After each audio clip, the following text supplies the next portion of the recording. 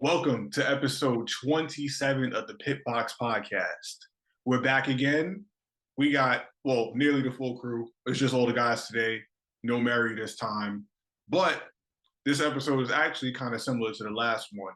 So you know how before we talked about different racing experiences? Well, this time, someone in particular here had the chance to go to the F1 Spa weekend.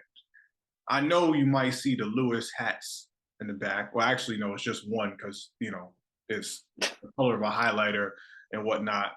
But Gartrell is the one that made the trip to Belgium. So, Gartrell, let us know what it's like to go to arguably the best venue for an F1 race, or almost any race in general. It's funny that you say arguably the best venue because I feel like I had a very different experience than probably what you saw on F1 TV Live because it's an understatement. It's like there's a lot of emotions coming in when you first get there because it's just like, whoa, I'm at this iconic place, but there is so much going on all the time, every single place on the track, that it's like a full time, like, gotta be awake, gotta be alert, and like also like knowing what's going on. Like as soon as you walk into the venue, it's just like hundreds of people, like in like a large area, and they're all just trying to get like do like the pit stop challenge where you could like make a pit crew and like see if you can change tires faster than Ferrari, or and I joke, I think everybody can change that. Yeah, that rear left team banana. faster than Ferrari. But yeah, there's that, and there's displays of like heritage. So there was the Mercedes AMG one was there alongside Lewis's car, or a model of his car, as well as like some other interesting things, shops, obviously for all your favorite drivers and teams, and then food and everything.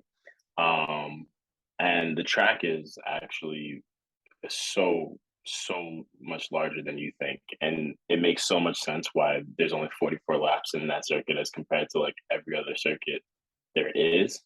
And it's because it is huge, and I've walked it, so I can tell you with certainty that track is extremely long, and has so many like you don't get an appreciation for like how the track actually is until you've actually seen what it's like. Like, you would think the Kimmel Straight is flat. That is a hill. Like, and it makes so much sense when you get there, with like all the things you see and the sounds you hear and why things are happening. It's just crazy. It was a lot to take in when I first pulled up there. And Sure. if I'm correct, like you've never been to a race before, right? So this is your first time. No, yeah, this was my first Formula One race, which was a pretty interesting one to select to go to. Race in general, this is your first time, right? Oh yeah. Yeah, I think it would be, yes. I don't think I've seen anything else professional unless it was like Formula D or something, if you count that, but not really. So Well, it's an event for sure, but yeah, different concept. But in terms of like traditional circuit racing, if that's your very first one, that's setting the bar pretty high. Super high. Yeah. Super high. Downhill from here. Cool. Yeah. Yeah.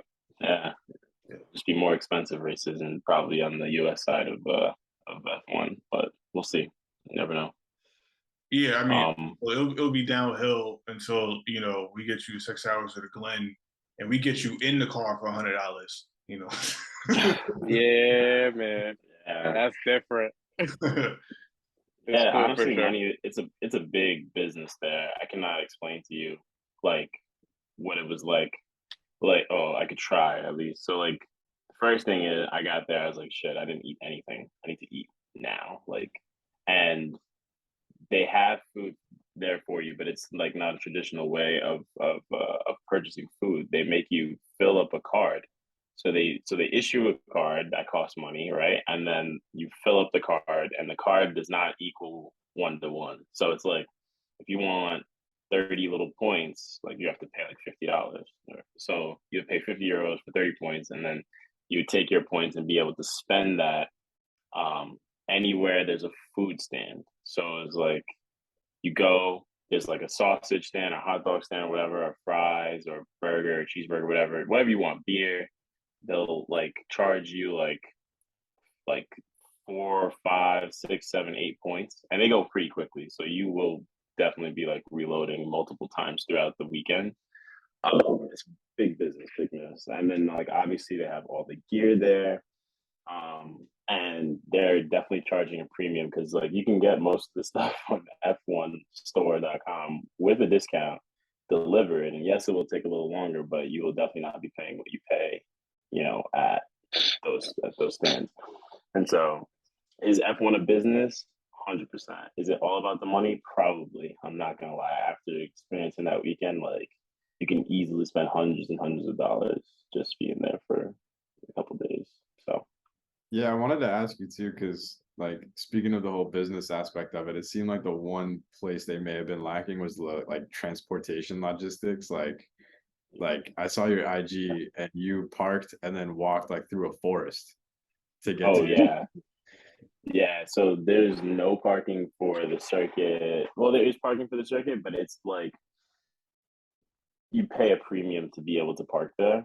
And it's on asphalt, and it's like quite close to the track, actually right by the pit lane straight, if I remember correctly, behind it.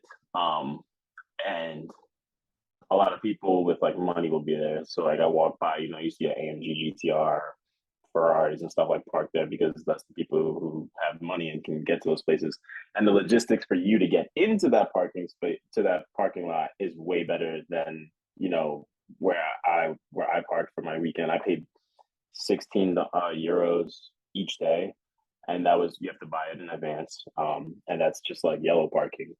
So when I got to the venue, first off, it's the line starts on the highway. So like I'm driving, I had a rental car, so I get off the highway, and I was like, oh geez, like this like exit is like way back. So I'm like, fuck this, I'm going up to the front. So I go and cut somebody off in my Fiat, and then after you get past it, it gets moving a little bit, and then you make a left. Like I've made a turn, and then I went down this windy road, and there was cows and bulls and stuff all on my left-hand side, like farms. And you just come out, and then there's a person just waving you like, this field, and like this way. So you go in there, it's like a steep cliff. I handbrake all the way up, and then it's like a solid, almost mile trek just to get to the track, maybe even longer. And it's uphill for for a little part of it, and then downhill when you're on your way to the track, and then it's like the longest walk of your life uphill. and then back to your car. It's a pretty treacherous terrain. So if you can imagine what I've walked through, it's kind of like hiking, quite literally. Like you're going up pretty high elevation, and you're kind of in the mountains, so to speak, already. Belgium is a very hilly / mountainous like terrain as it is. So you can translate that kind of to what the drivers experience when they're on circuit. And if you've ever played the games, it's like quite a change in elevation that you can definitely tell. Definitely. Would you suggest to people that they wore certain things in preparation for that hike? Like, is it dirty? Is it off-road? like, should they bring boots? Should they bring like cargo pants with a backpack? Like, tell us the things that you would need to be prepared on a day like that, where you're going to the track, you're going to be there all day. What are some things that people should bring with them? Yeah, that's a great fucking question, because I'll tell you what I wore and what I was watching other people. Some people wore kind of what I wore, but I feel like some people actually had been to races before and understood what they should actually be wearing. I wore on my first day Yeezy 700s with like G-Star slim fit jeans and a black tee and my polo and stuff for rookie mistake for F1. Damn. Yes, man. I did bring my not umbrella, the Yeezys in the mud. Rookie mistake. Like, Shorts, sweatpants, Less than $100 shoes. No, you want what you need to have, right? Tell him. You can have long pants are fine because the temperature actually for that time of year and that race, typically Belgium is a cooler country. It doesn't really usually get too hot. They had a hot year this year, actually, by standards, and so it's actually quite chilly. It was raining. It was like drizzling slash misting and a little bit of rain on both Friday and Saturday, if you remember correctly from the race, or even before the race, like it cleared up or something like that. But it was kind of chilly, so like having a jacket and having an umbrella or a raincoat is definitely something you should bring. Always have a backpack. I brought my backpack every single day. Always have charging gear on you. You want to have wires, outlets if you can. There's not a lot of outlets, but if you find one, obviously you can use it. And you definitely want either one or multiple portable chargers because you're using your phone for most of the day. And obviously, taking videos, taking pictures, right? Maybe you're talking to people, whatever the case may be. But it is quite easy for your battery to die in the middle of the woods, and no one's going to be able to help you. They do rent you charging like portable chargers, but that's a hassle to leave wherever you are on the track to go back to the start of the track just to get. It's like right by a Roche is like where most of the stuff is, right? So it's pretty. You got to be prepared for sure. Don't go there thinking that like I'm just pulling up to this thing. It's gonna be so nice. It's just no. You're gonna be, if you are in anything but a grandstand. So let's just say GA, or you don't plan to stay in your grandstand. You plan to walk the track and sit at different points, which you are perfectly capable of doing. You will be sitting in the dirt. You will be standing for long periods of time. You will be walking very long distances, uphill and downhill. So I would also probably recommend you bring like a blanket or something to sit on, if you can. Definitely bring like a short chair if you can, like one of those little tiny like foldable chairs that you can like throw onto or into your backpack. Something, because it's like the GA is like it's like just a hillside. There's nothing there. It's just dirt, rocks. Organic. You sit where you sit. An organic experience. Yeah, if you're not in a grandstand, you are sitting on the ground. So you definitely want to do that. All right, so real quick, and definitely get there early. Definitely get there early. You want to be there like before every fucking person, because if you are in general admission, you want to sit in the best spot. Obviously, you want to find a really good spot and be as close as you possibly can to the race. And so people are camping out already, so they're gonna beat you if you're not staying there. So your job is to get there before all the people that are driving into this place or busing into this place get there. So you gotta just eat it and leave early and get there. Gotcha. Okay, so I guess to kind of consolidate the list, bring some type of walking shoes, hiking capable, off-road capable. Bring a backpack, right? In the backpack, bring portable chargers, multiple if possible. Obviously, is beneficial, especially if it's you and more than one person. I guess some snacks, like bottle of water, maybe. Like Gartrell said, make you throw some umbrella things away, but usually they are good about it. Right. Bring an umbrella, of course, with you just in case. Like Gartrell also said, a portable chair is definitely useful, especially if you can have a lightweight version, because obviously you're going to be walking a lot, so you don't want to be lugging around big heavy things. Cool. Yep. Cool. Well, let's talk about how much the tickets were, like what you paid versus what they were supposed to be before they were marked up. Well, in total, what I've spent, I think, was a third of a Miami Grand Prix ticket, actually, which is pretty good. Well, all things considered, right? Like Miami is like 1,500 for like the lowest tier, I think, or something like that, right? And I don't even know if that was for 3 days, but for a fake I marina. spent, for a fake marina. I spent, I believe it was, it was about like $350 for the general admission ticket. And that's for a 1 day pass, and that's after the fact. On the ticket, it was €115 if you get it right away. So that's 1 day, €115, unlimited access to the track, but you will be sitting pretty much on the ground or standing wherever you can find standing room. And for the Rouge pass for Friday and Saturday, those are actually a lot cheaper than you would think. A lot of people don't come on Friday and Saturday. Actually, the majority of people do come on Sunday, but it is still quite packed at all times. Like when they say sold out, it definitely feels sold out. Like 300,000 people is not a drop in the bucket at any track. Doesn't matter how big it is. I think I spent about $250 to $300 on that weekend for the Friday and Saturday for a Roach. And that was total, I guess, what you do the maths, 500, 600-ish dollars. So not bad, honestly. I think, like one great bad ticket, basically. Yeah, definitely.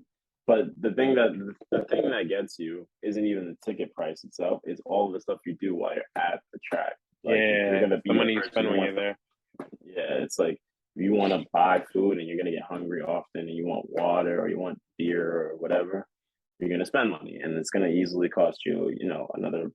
I would say for the weekend, maybe like 250, 300 if you're like conservative, right? And that's like, and I'm not conservative. That's like if you just like, kind of eat how you feel and not really caring.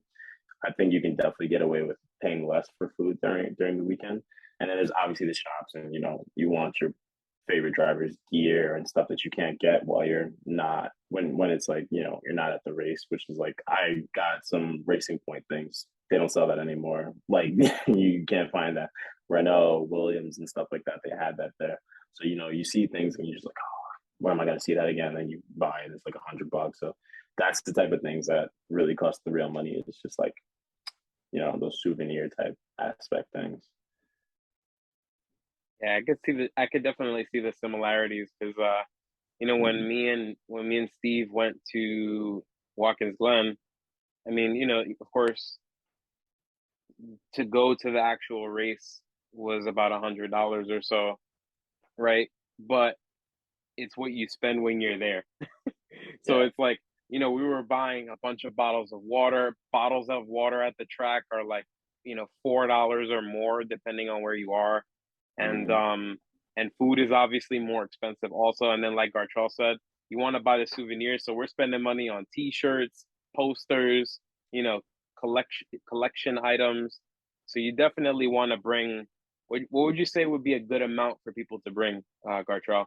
Like if they're gonna go for 2 days, and they wanna drink and they wanna eat and maybe buy a souvenir or two, like what would be a good number?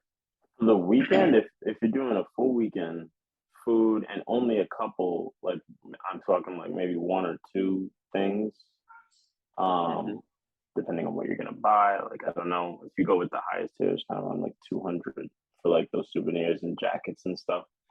Right. But I would say a solid number to bring is just kind of like match that ticket. I would bring like $500, just be safe. And honestly, you probably won't spend it all if you're a person who just isn't going big on like souvenirs, because that's the real money maker there. Like, right, it's easily $100 or so for a polo, 150 for like a jacket, $200 for the next highest up jacket, and so on and so forth. So that's like the big ticket items. If you're like, oh, like I can do with like a hat, like you might spend like 60 or $70 or something like that, and then the food and whatnot. You know what I mean? So it's at your discretion. But I think a solid $500 would be good. And obviously, it depends on where you are too. If you're in the States, it's going to be probably more expensive than if you were anywhere else in the world for Formula One.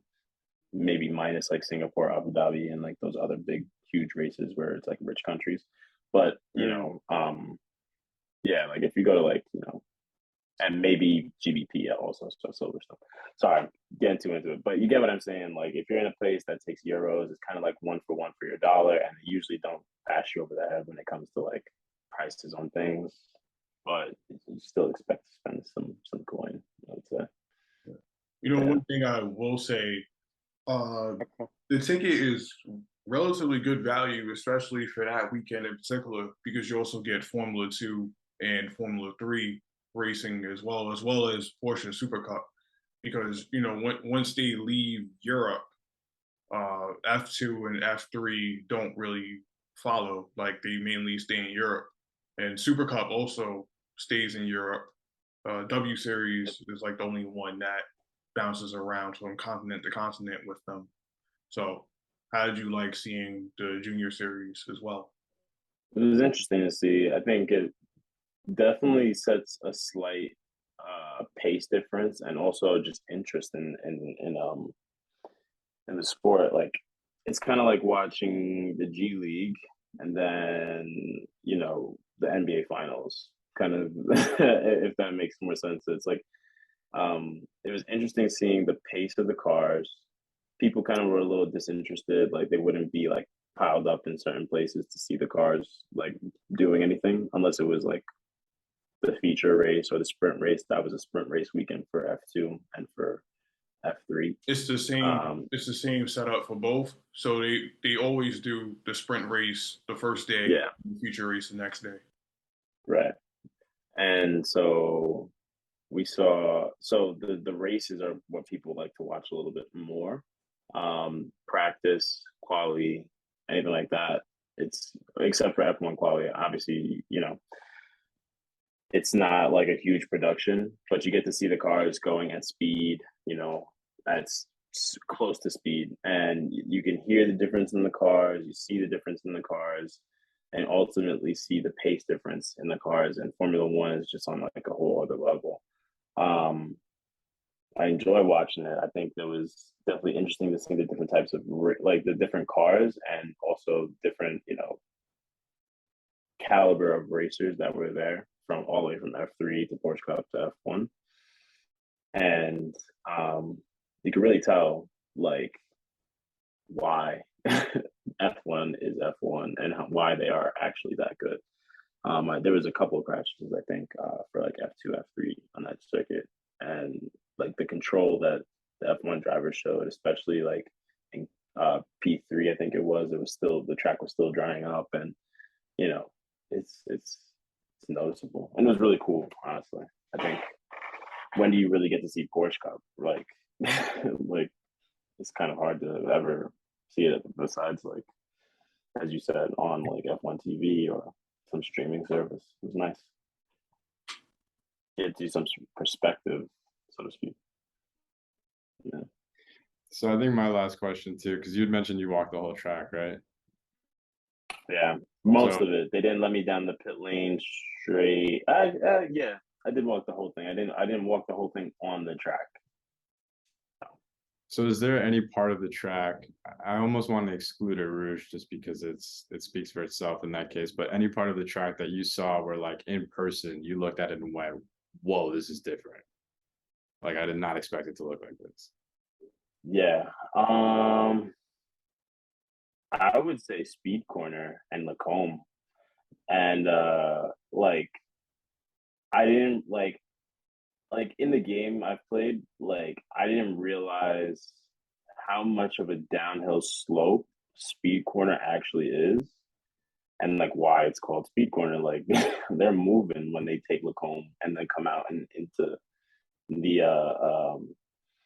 into Speed Corner down that straight. And you really got to get it right because you see the cars hit the limit right after Speed Corner, and if you don't get it right, I took a video actually. I'm pretty sure Ricardo went too deep, and he clipped the gravel hard, and I was like, wow, like that's what happens when you're, you know, fraction of a second off turning in, or you know, coming in too hot, or you know, wrong gear, whatever the case may be. Like it's tough, and also the speed at which they take the corner was like pretty eye opening. I remember being in quali right by Lacombe. So they would come around, you go up the Kimmel Straight if you know the circuit, around Aramco corner, which is like the hard right, and then you do a left and then down into Lacombe. The speed at which they're going is at least like 100 and change into the turn. And so you see them like zoom by and then hit the corner so hard it's like you would miss them if you are just like not paying attention for like a second or less than a second. You look this way and look back, he's already down into speed corner. So it's like it was pretty interesting to see like in person, as well as honestly the Kimmel Straight. I did not expect that to be as uphill as it actually was. If you're standing at the top in the Ramel corner looking down the Kimmel Street as the cars are coming up, you see them inclining. Whereas if you saw it from any other perspective, which is like the driver's perspective, it looks like they're on a flat hill or flat plane going dead straight. Or even if you were looking at it from the side, looking down, it looks like they're flat going straight. But you can see is an incline up. So actually, that's part of the reason why I would think, you know, they don't hit higher top speeds on that straight. Like usually like some like in Baku, I'm pretty sure you can definitely see them hitting like 200 and 200 plus.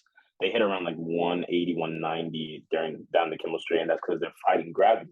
And you don't realize that until you're on the track seeing that like the elevation changes and like how things are sloped and everything. It's pretty wild. Yeah. That's sick. Were you able to walk all the way around to like Blanchimont also? So my walk started at Eroge. That's where you come in. You come in at Eroge. Like you're walking down the hill before you even get into the track. You can see Eroge from that hill. So like you're looking at it and you can see the cars and the grandstand. And as you walk down into the venue, Wow. you start there, and then you can go two ways. And one is down up the Rouge, which is a steep hill. It's like if you're looking down, it's at least the elevation change is so more drastic than you think. It's like the cars do it and you see them take that at such a high speed and it's like, whoa. And then you walk and you're like, wow, this is like a proper hill. And if you've ever seen the videos where they just like leave something there and it rolls down, it's not a joke. That thing is steep as hell.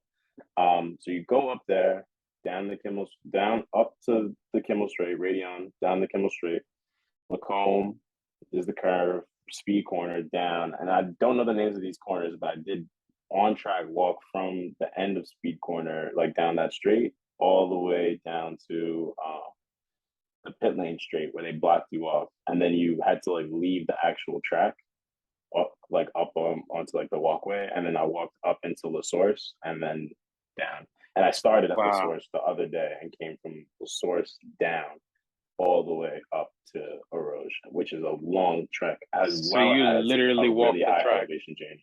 Yeah, it's so far. It's like 5, 6 miles, something like that on the outside, not even the track length, because you're walking more distance than the actual track length. So it was pretty crazy. And La Source is a big hill too. That's not like this pit lane straight is on an uphill, and then they go around and then down. It's like a big. It doesn't do it justice, honestly, to see it in like pictures and play the game. Like I feel like it's totally different being there and like seeing these crazy elevation changes, which makes the track just that much more challenging. It's like a roller coaster, quite literally. But it's always like that though. Like the teams don't do the elevation the same amount of justice, even always watching it on TV. Like I remember the first time I went to Lime Rock and I got to the hill in the back, I was like, oh wait a minute, you're like facing the sky. I remember it like this on TV. Like that's crazy. You can see over the trees too. You're like back here. Like, okay, wasn't expecting it. Yeah, it was a surreal experience though. Like just walking up to the track and hearing the cars like blasting by, it's so loud. It was amazing. I was so excited. It was a great time. Great time. Cool. Yeah. All right. Well, did you guys have anything else? We pretty much answered my questions. Would you do it again? I think the viewers want to know that I traveled across the world to see Lewis Hamilton in that race, by the way, and lap one. Lap one. I was sitting there and I was just like, let's go. Come on, Ed, get Alonso. And I saw it on the screen. I was like, what the fuck? No. I saw his car go up and I was like, oh my God. So you saw him coming around and he's losing places. And he goes through the corner and he's losing places. Like, oh my God. And then he comes down and I see him. I'm sitting in the corner. I'm like, oh my God, it's smoking. It's smoking. His car's smoking. Oh my God. I was just like looking at the screen, hoping that he was going to be good. And then I see him outside the car and I was just gutted. And then from there, it was just like, George, you can do this. You can catch signs. So, like a Mercedes podium would have solidified that for me, but shit happens. That's racing. It's just another reason to go back, man. I actually, if you want to know, would not go back to Spa. Wow. Okay, why? You gotta tell us why now. One and done for me. That is a mixture of. Did I tell you I got sunburn? Actually, nah, you gotta fill us in. A black man gets sunburn. That's crazy. Yeah, well, almost sunburn. Like I started peeling, which is the equivalent. I mean, like, same. you know what I mean? Yeah, like yeah. If I was white, I'd be red as a lobster. Yeah, no, you would have already been at that point. Like peeling is the end. It's like a roller coaster on the track, and it's a roller coaster of weather. I'm not kidding. It's just like from the hiking, your feet will be tired. Like when I got back to my hotel, first of all, I had 2-hour drive each way, and then back to my hotel, I was like dead. Like you couldn't get me out of bed. Super tiring, and definitely you have to stay close or not. But you know what I mean? Like even then, like staying close, like it's a trek. You go from raining and chilly to blazing hot when you're sitting in the sun. Like it's just like every extreme. It's definitely. I understand why Spot is a challenging circuit, because you could honestly.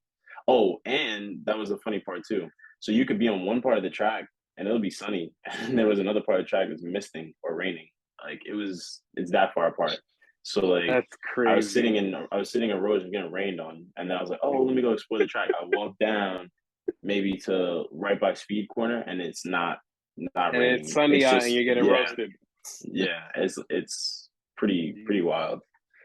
So I would probably do if you're in the US and you're thinking about going to a race either abroad or in the States or near the States, I think your best bets are Mexico or Canada. In terms of elevation, I'm pretty sure Canada does not have a high elevation change from what I can remember about most. Flat track. Yeah, mostly flat. So walking will be a little less, will be a little easier, and depending on what time of the year you go, it'll maybe rain, but maybe not. The weather will be more consistent. Yeah, if it's gonna be sunny, it's gonna be sunny that weekend. You know what I mean? It's not gonna be like, right. Oh, forecast for Belgium, sunny, and then you get there, rain, sun, like wind, sleet. Like, yeah, it's not crazy. Bring a raincoat in the backpack. An umbrella might not cut it. Yeah, seriously. Jesus. I had one, and I was like sitting there with both on, trying not to get rained on. But then Mexico will probably be a little drier. Mexico doesn't have much elevation change. But yeah, yep. And I would also probably do Silverstone, also flat track, and also legendary. And you can probably get tickets for that race as well as the Canada GP and Mexico GP for prices that are like not comparable to like Coda or Miami, and definitely not Las Vegas, which will be coming in 2023. So those are my recommendations for tracks that I would visit if I was going to do it again. Especially for the States, it's like obviously a lot easier to get to Canada and Mexico and not pay the premium. The flights probably will balance out a little bit, but you'll still get more value, I think, from traveling within the States and paying so much more money. And then, Silverstone is just a legendary track. I'm a big Mercedes fan, as you all know, so obviously that's why I'm going there, supporting Mercedes. And I could probably throw in a couple other tracks, but I'll leave it at that. All right. Well, there we have it, guys. Another episode for you. You know, we figured we bring that to you because uh, it's a real unique opportunity getting a chance to go to Spa and experience that. You know, obviously, we were all hoping that Lewis would have had a better day at the office, but it happens. Yeah. It is what it is. It's, you know, seemed like it was still a great weekend. Part of the game. And yeah, there we have it. Pitbox podcast. Stay tuned for So more we're as going. usual. All the Hey. socials are down below. And we'll catch you guys on the next one. See you later. Take care. Peace.